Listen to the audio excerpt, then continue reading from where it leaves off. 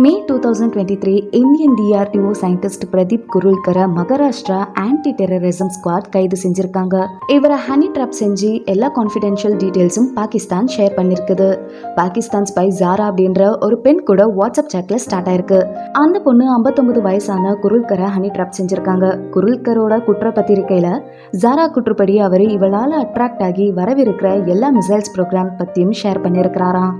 இதுல best ballistic missile சீரீஸா இருக்கிற அக்னி 6 பத்தியும் சொல்லியிருக்கிறாராம். இந்தியாவின் ஏவுகணை திட்டத்துல அக்னி 6 ஒரு மைல் கல்லாக அமைய போகுது. இதனாலதான் பாகிஸ்தான் இதை உளவு பார்த்துச்சு. தலைப்பு செய்தியாக அக்னி 6 திட்டம் ஏவப்படுறதுக்கு முன்னாடி வந்தது. அக்னி 6 திட்டம் ஏன் இவ்வளவு எதிர்பார்க்கப்படுது? இதை புரிஞ்சுக்கிறதுக்கு இன்னைக்கு வீடியோல அக்னி 6 சிறப்பம்சம் பத்தி தெரிஞ்சுக்கலாம். இந்தியாவோட பாதுகாப்பு திட்டத்திற்கு கேம் சேஞ்சர் எப்படி நிரூபிக்கப்படுது பத்தியும் பார்க்கலாம். Welcome to knowledge TV. இந்த மாதிரி நிறைய சுட சுட ரீசெண்டா இருக்கிற செய்திகளை பத்தி தெரிஞ்சுக்கணும் அப்படின்னா எங்களோட சேனலை சப்ஸ்கிரைப் பண்ணிடுங்க. எங்களோட வீடியோவை ரசிக்கிறதுக்கு கமெண்ட் பாக்ஸ்ல இருக்கிற லிங்கை கிளிக் பண்ணிடுங்க. ஃபர்ஸ்ட் அக்னி சீரீஸ் பத்தி தெரிஞ்சுக்கிட்டோம் அப்படின்னா அக்னி 6 ஏவுகணையை பத்தி புரிஞ்சுக்கிறது ஈஸி. ஃப்ரெண்ட்ஸ், இன்னைக்கு இந்தியா 6வது அக்னி ஏவுகணைகளை உருவாக்கி இருக்குது. 7வது ஏவுகணை இன்னும் செயல்முறையில இருக்குது. இந்தியாவோட முன்னாள் ஜனாதிபதி டாக்டர் APJ அப்துல் கலாம் அவர்களோட தொலைநோக்கு பார்வையாக இந்த அக்னி சீரீஸ் இருந்தது. அக்னி சீரீஸ் ஒரு surface to surface ballistic missile. 22 மே 1989 அன்று அக்னி சீரீஸோட ஃபர்ஸ்ட் ஏவுகணையா இருக்கிற அக்னி 1 ஏவியது. இதோட தூரம் 700 முதல் 1200 கிலோமீட்டர். அக்னி 1 வெற்றிகரமான ஏவலுக்கு பிறகு இந்தியா அதன் அடுத்த தொடருக்கான வேலைகளை தொடங்கியது. அணு ஆயுதங்களை பயன்படுத்துறது போலவே நாட்டோட விண்வெளி திட்டமும் வெற்றிகரமாக இருப்பதாக கூறப்படுகிறது. அது மட்டும் இல்லாம உலகத்துல எங்க இருந்து வேண்டுமானாலும் டார்கெட்டை ஃபிக்ஸ் பண்றது ஈஸியாம். ஃப்ரெண்ட்ஸ், இந்தியா அக்னி 1 வெற்றிக்கு அப்புறம் இஸ்ரோ 1993 துருவ செயற்கைக்கோள் ஏவுகணையை உருவாக்கியது. அதாவது PSLV 4 ஸ்டேஜ் லான்ச் வெஹிக்கிள். இது சாலிட் அண்ட் லிக்விட் ஃபியூவலா இருக்கிறதுனால இதை பத்தி தெரிஞ்சுக்கிறதும் இம்பார்ட்டன்ட்.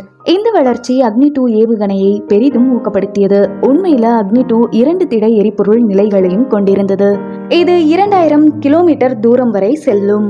இந்த வகையில் விண்வெளி தொழில்நுட்பத்தில் ஏற்பட்ட முன்னேற்றத்துடன் ஏவுகணை தொழில்நுட்பமும் மேம்பட்டது. இதன் விளைவாக அக்னி 3யோட ரேஞ்ச் 3500 கிலோமீட்டராகவும் அக்னி 4ஓட ரேஞ்ச் 4000 கிலோமீட்டராகவும் காணப்பட்டுச்சு. அதே சமயம் 2012 வெற்றிகரமாக சோதிக்கப்பட்டது கண்டம் விட்டு கண்டம் பாயும் ஏவுகணை அக்னி 5. இதோட ரேஞ்ச் 5500 கிலோமீட்டர். அக்னி 5 வெற்றிகரமாக ஏவப்பட்ட பிறகு இந்தியா அணு ஆயுத தாக்குதல்களை முன்னெடுப்பதில் ஈடுபடவில்லை. ஆனா இந்த தாக்குதல்களை இந்தியா எதிர்கொள்ளும் திறன் கொண்டது என்ற செய்தியை உலகிற்கு அறிவித்தது.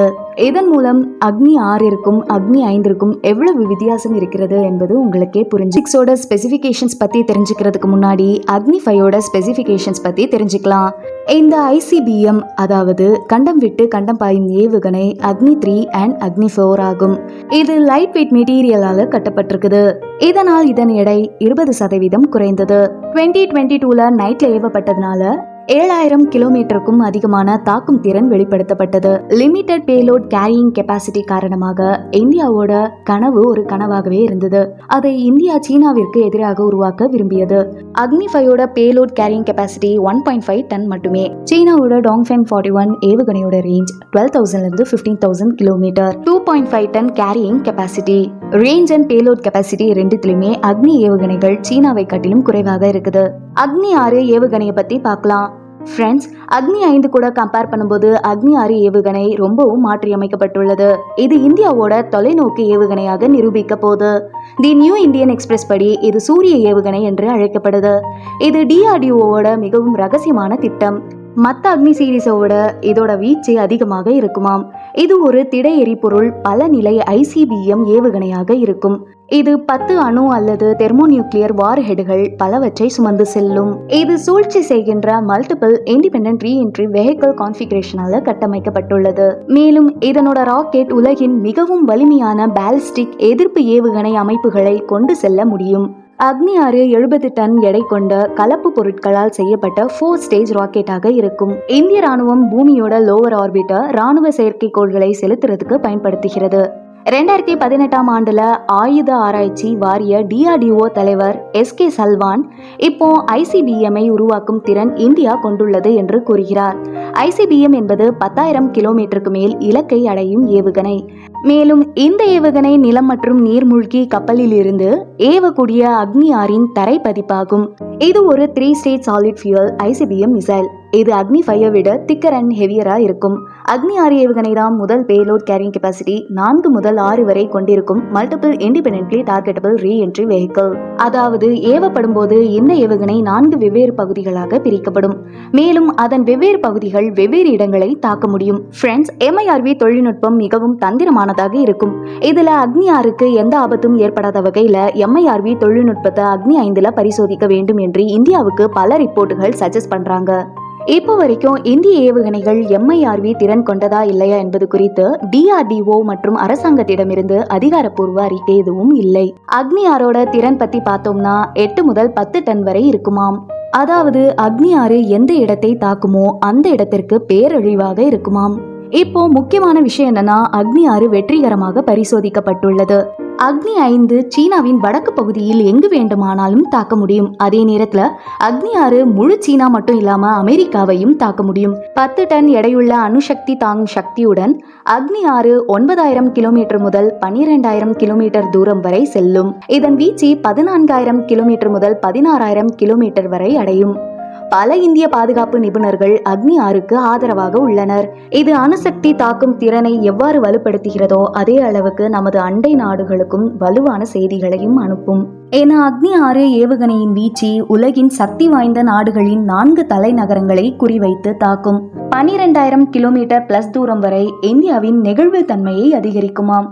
இதன் மூலம் சீனாவின் பாலிஸ்டிக் ஏவுகணை நீர்மூழ்கி கப்பல்களை இந்தியா தாக்க முடியும். உங்க எல்லாருக்கும் ஒரு கேள்வி தோணலாம், இந்தியா தனது அணுசக்தியை உருவாக்க முடிஞ்சதுன்னா இந்தியா ஏன் அதிக சக்தி வாய்ந்த ஏவுகணைகளை உருவாக்கவில்லைன்னு? இதுக்கு ஒரு விளக்கம் இருக்குது. இந்தியாவில் அதிகரித்து வரும் அணுசக்தியால வெஸ்டர்ன் கண்ட்ரீஸ் கூட்டாளிகள் கவலைப்படுறத இந்தியா விரும்பவில்லையாம். இதற்கு காரணம் அமெரிக்காவும் ஐரோப்பாவின் பெரும் பகுதியும் அக்னி 5 வரம்பிற்கு வெளியே இருப்பதால் தான்.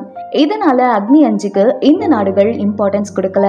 அக்னி 6 வெற்றிகரமாக ஏவப்பட்ட பிறகு ஐரோப்பியர்கள் மற்றும் அமெரிக்க தூதர்கள் இந்தியா அத்தகைய ICBM உருவாக்க தேவையில்லை என்று கூறியுள்ளனர்.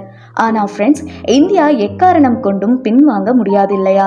ஆனா சீனாவுக்கு மட்டும் 10,000 கிலோமீட்டருக்கு மேல் சென்று தாக்கக்கூடிய ஏவுகணைகளை உருவாக்க அனுமதி உள்ளது.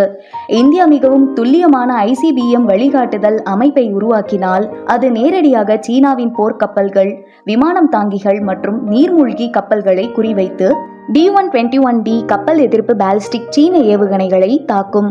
அக்னி 6 விண்கலம் 9,000 கிலோமீட்டருக்கும் அதிகமான தூரத்தை எட்டினால் சீனாவோட JL-2 கப்பலை தாக்கும். ஃப்ரெண்ட்ஸ், பொதுவா DRDOவின் பணி சிறப்பிக்கப்படுவதில்லை. ஆனா நாட்டிற்கு சிறந்த ஏவுகணைகள் தேவைப்படும் போதெல்லாம் DRDO அனைத்து வகையான நிலைமைகளையும் சமாளிக்க பல்வேறு புதிய ஏவுகணைகளை நாட்டிற்கு வழங்கியுள்ளது. இது குறித்து DRDO கூறுகையில், உலகின் பல சக்தி வாய்ந்த நாடுகள் இந்தியாவின் நீண்ட தூர ஏவுகணைகளுக்கு எதிராக இருந்த இடத்தில் அக்னி 6 மற்றும் எதிர்கால அக்னி ஏவுகணைகளுக்கு அவை எவ்வாறு பிரதிபலிக்கின்றன என்பதை பார்க்க வேண்டுமாம். அமெரிக்கா மற்றும் ரஷ்யாவிற்கு அடுத்தபடியாக சிறந்த ஏவுகணையாக இருந்தது DRDOவின் அக்னி 5. இப்போ அக்னி 6 அந்த இடத்தை பிடிக்க போகிறது. அதன் வருகையுடன் தெற்காசியாவில் இந்தியாவின் ஆதிக்கம் இன்னும் பலமாக இருக்குமாம். ஃப்ரெண்ட்ஸ், இந்த வீடியோ பத்தி உங்களோட கருத்து என்னன்னு காமெண்ட் பாக்ஸ்ல தெரிவிக்கவும். மறக்காம எங்க சேனலை லைக் அண்ட் சப்ஸ்கிரைப் பண்ணிடுங்க. தேங்க்யூ ஃபார் வாட்சிங்.